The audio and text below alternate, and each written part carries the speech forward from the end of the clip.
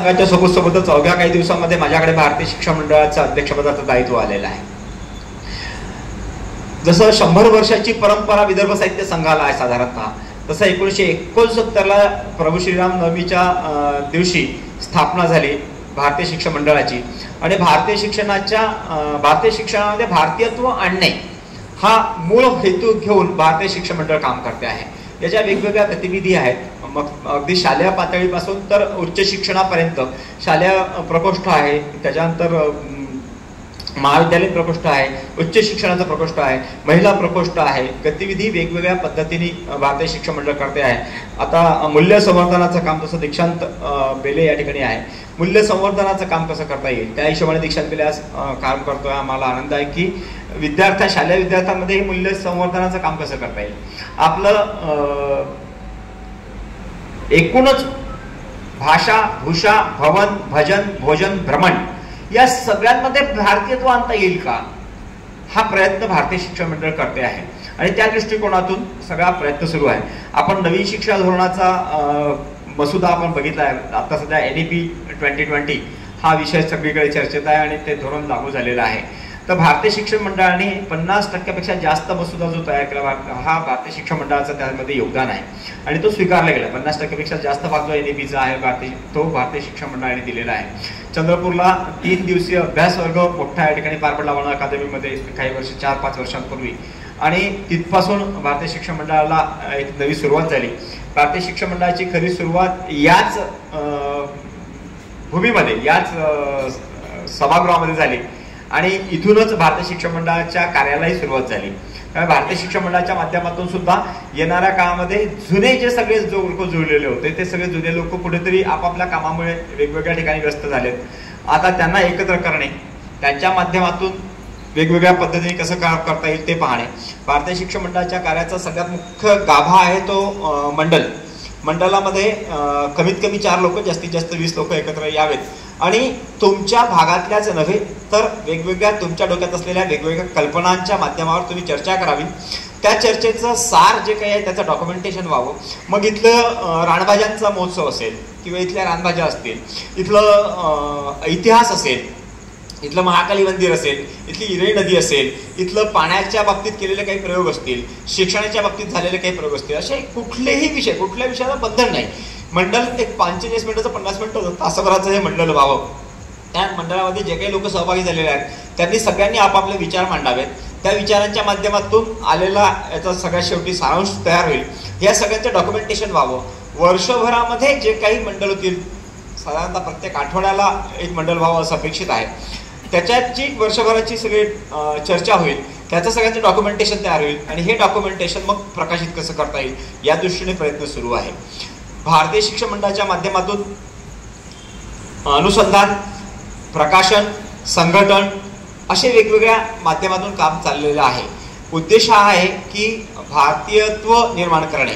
आपली चाली, रीती, संस्कृती याच्यामध्ये इतिहास असो, भूगोल असो, सगळ्या बाबतीमध्ये भारतीयत्व कसं आणता येईल हा एक प्रयत्न भारतीय शिक्षण मंडळाच्या माध्यमातून चाललेला आहे. आणि त्याच्यासाठी वेगवेगळ्या पद्धतीने वेगवेगळ्या पातळीवर सगळे प्रयत्न चालू आहेत. विशेषतः शैक्षणिक क्षेत्रावर जास्त जोर दिलेला जातो आहे, कारण शिक्षणाच्या माध्यमातूनच एक पूर्ण समाज जागृती संस्कृती जी आहे ती केल्या जाऊ शकते, बदलल्या जाऊ शकते. त्यामुळे शिक्षणावर विशेषत्वाने जोर दिला जातो आहे आणि याच्यासाठी सुद्धा सभासदत्व सगळ्यांसाठी करता येईल. आमचं असं म्हणणं आहे की भारतीय शिक्षण मंडळाला शिक्षण क्षेत्राचे लोक तर जुळलेले आहेतच. अनेक सर्व विद्यापीठांचे कुलगुरू आज भारतीय शिक्षण मंडळाशी जुळलेले आहेत. बऱ्याचशा महाविद्यालयांचे प्राचार्य जुळलेले आहेत, अनेक प्राध्यापक मंडळी जुळलेली आहेत, शिक्षक वृंद जुळलेले आहेत. पण फक्त शिक्षक वृंद किंवा शिक्षणाच्या क्षेत्राशी जुळलेले लोकच भारतीय शिक्षण मंडळाचे सभासद होऊ शकतात असं नव्हे. तर शिक्षणाची सुरुवात ही घरापासून होते. घरातली गृहिणी ही त्या मुलावर जे संस्कार करते त्या संस्कारापासून खऱ्या अर्थाने एक व्यक्तिमत्व घडायला सुरुवात होते आणि त्याच्यामुळे ती गृहिणी सुद्धा भारतीय शिक्षण मंडळाची सभासद होऊ शकते. त्यामुळे प्रत्येक जण भारतीय शिक्षण मंडळाचं सदस्यत्व होऊ शकता. त्याच्यासाठी सुद्धा एक 500 रुपयाची वर्गणी, एका वर्षाची वर्गणी आहे आणि त्या वर्गणीच्या माध्यमातून आपण 1 वर्षभरासाठी भारतीय शिक्षण मंडळाचं सदस्यत्व होऊ शकता. उद्देश हा आहे की एकूणच आपली संस्कृती, आपले विचार, आपलं मंथन व्हावं. मुळात भारतीयत्वाचं जे काही शिक्षण होतं, जो काही मूळ गाभा भारतीयत्वाचा आहे शैक्षणिक क्षेत्रातला, तो गाभा पुन्हा एकदा आजच्या मुलांच्या समोर यावा. एक चांगलं भारतीयाचं जे काय म्हणते सुवर्ण साठा जो होतो, आपण सुवर्ण क्षण जो होता, सुवर्ण लौकिक असं जे भारतीयत्व होतं, ते भारतीयत्व कुठेतरी हळूहळू करत पाश्चात्याकडे आपण जे वळत चाललेलो आहे, त्यापासून कुठेतरी मागे पलटत पुन्हा आपण आपल्या मूळ याच्याकडे यावं का. ज्ञानाचा जो साठा होता, असं म्हणतात की तक्षशिला आणि नालंदा हे विद्यापीठ आपल्याकडे मोठं विद्यापीठ होतं आणि या विद्यापीठाने जे काही संस्कार रुजवलेत, या विद्यापीठातून जे काही ज्ञान आलं, ते ज्ञान, ती परंपरा आपण पुढे कशी नेता येईल असा प्रयत्न भारतीय शिक्षण मंडळाच्या माध्यमातून सुरू आहे. आपण सगळेजण या दोनही संस्थांच्या माध्यमातून आमच्यासोबत जुळू शकता. आणि मला असं वाटतं की चंद्रपूरचा जो साहित्य आणि संस्कृतीचा वारसा आहे, हा साहित्य संस्कृतीचा वारसा यापुढे असाच अधिकाधिक वृद्धिंगत कसा होईल. आनंद वाटतो मला की या व्यासपीठावर आज इरफान आहे, गुंडूभाऊ आहे, मी आहे, वीरमाताई नगराय सर रिटायर झालेले आहेत, एक वयस्कर व्यक्तिमत्व पाठीमागे आहे, हे सगळे तरुण समोर येत आहेत. असे सगळे तरुण पुन्हा या सगळ्या याच्यातून जवळ येतील का, जुळतील का, आणि त्याच्या माध्यमातून मराठी साहित्य संस्कृतीचा विचारांचा प्रचार आणि प्रसार, मग संस्था सूर्यवंश असो, फिनिक्स असो, स्नेहांकित असो की विदर्भ साहित्य संघ असो, भारतीय शिक्षण मंडळ असो, या सगळ्यांच्या माध्यमातून एकत्र येत आपण आपला जो वारसा आहे, तो वारसा आज जसं राम शेवाळकरांचा वारसा आपल्या पाठीशी आहे, म्हणजे राम शेवाळकर आणि चंद्रपूरकर यांचं नातं खूप तसं ते वणीचे राहणार आहे, पण चंद्रपूरचा वारसा आणि राम शेवाळकरांचा खूप जवळचा वारसा आहे. मग असे जे चांगले लोक होते, या लोकांचा वारसा आलफळे काकांच्या घरी जर बसलं त्यांच्या गच्चावर, तर त्यांच्या गच्चीवर, गच्चा नाही म्हणा, गच्चीवर जर बसलं तर जे काही ज्ञानाचे डोस मिळतात, जे काही अमृत त्या ठिकाणी मिळतं, मंथन जे काही होतं तिथे, ते जे मंथन मिळतं त्या मंथनाचा वापर सगळ्यांसाठी करता येईल का.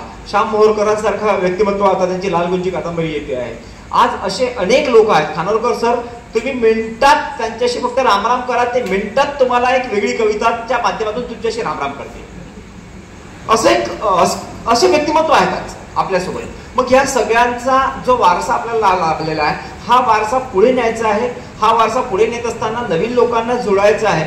मग त्याच्यामध्ये महाविद्यालयीन विद्यार्थी, शालेय विद्यार्थ्यांपासून तर महाविद्यालयीन विद्यार्थ्यांपर्यंत आणणं खूप गरजेचं आहे. कारण आज आपण पाहतो की एका प्रचंड वेगळ्या दिशेने ही तरुणाई जाते आहे. या तरुणाईला सोबत घेत आपला साहित्य संस्कृतीचा वारसा आपण कायम कसा ठेवता येईल, तो पुढे कसा नेता येईल, याचा प्रयत्न तुम्हा आम्हा सगळ्यांना मिळून करायचा आहे. साधं सूत्रसंचालन निवेदन असते. आता कोट्टीताईंनी या ठिकाणी केलं, आज मुक्ताताई आहेत. सूत्रसंचालन ही कला आहे. मग त्या कलेच्या माध्यमातून समोर नेता येईल का. अनेकांना व्यासपीठच मिळत नाही, ते व्यासपीठ देता येईल का. त्यांच्या मनातली जी भीड आहे ती बाजूला करता येईल का. आज पैसे घेऊन वेगवेगळ्या ठिकाणी सूत्रसंचालन कसं करावे याचे धडे दिले जातात. आपण ते फ्रीमध्ये देऊ शकू का. आपल्याला व्यासपीठ उपलब्ध आहे. म्हणजे मला सांगायला आनंद होईल की चंद्रपूरचं साहित्य आणि सांस्कृतिक क्षेत्र वाढवण्यासाठी शांतारामजींनी सरदार पटेल महाविद्यालय हे खूप मोठं साहित्य संस्कृतीचं केंद्र चंद्रपूरमध्ये झालं. तिथूनच अनेक साहित्याच्या संस्कृतीच्या चळवळी राबवल्या गेल्या आणि पुढे गेल्या. मी जवळपास 8 ते 10 वर्षापूर्वी या ठिकाणी जेव्हा आलो, हे खूप मोठं नव्हतं, हे शेड वगैरे काही नव्हतं, तर त्या खोलीमध्ये बसलेल्या आम्ही चर्चा केली होती. मी तेव्हा धीर मॅडमला आणि सरांना म्हटलं होतं की चंद्रपूरच्या साहित्य आणि सांस्कृतिक क्षेत्रामध्ये येणाऱ्या काळामध्ये न्यू इंडिया कॉन्व्हेंट हे नाव पुढच्या चळवळीचं केंद्रबिंदू राहील. तर हे केंद्रबिंदू ठेवून आपण पुढे जाऊ शकू का. हा सगळा विचार तुम्हा आम्हाला सगळ्यांना मिळून करायचा आहे. आज महालक्ष्म्या बसलेल्या असताना सुद्धा इतके सगळे लोक या ठिकाणी आलेत, हे वारकरी आहेत म्हणून या ठिकाणी आलेत. ह्याच वारीचा प्रपंच आपण सातत्याने पुढे नेऊया, एवढंच बोलतो. तुमच्या सगळ्यांच्या सहकार्याने भारतीय शिक्षण मंडळ आणि विदर्भ साहित्य संघ पुढे जाईल आणि येणाऱ्या काळामध्ये आपण सगळे मिळून एक चांगलं साहित्य सांस्कृतिक वातावरण चंद्रपूरमध्ये कायम राहील हा प्रयत्न करू. हे सौहार्दाचं वातावरण यापुढेही असंच कायम राहील. आणि आज या ठिकाणी जेवढे लोक बसले आहेत, यासोबत सोबत अनेक लोक त्यांच्या सोबत जुळत जातील. आणि पाहता पाहता मैं तो अकेला ही चला था जाने पे मंजिल मगर लोग मिलते गए और कारवा बनता गया, याप्रमाणे कारवा वाढत जाईल. हा कारवा शक्य झाल्यास 100व्या अखिल भारतीय मराठी साहित्य संमेलनापर्यंत यावा अशी अपेक्षा करतो. या ठिकाणी सूर्यांनी मला आमंत्रित केलं. मला दोन्ही संस्थांच्याबद्दल माहिती करून देण्याबद्दल सांगितलं, याबद्दल त्यांचे आभार मानतो. 20 मिनिटं संपलेले आहेत, त्यामुळे थांबतो. धन्यवाद.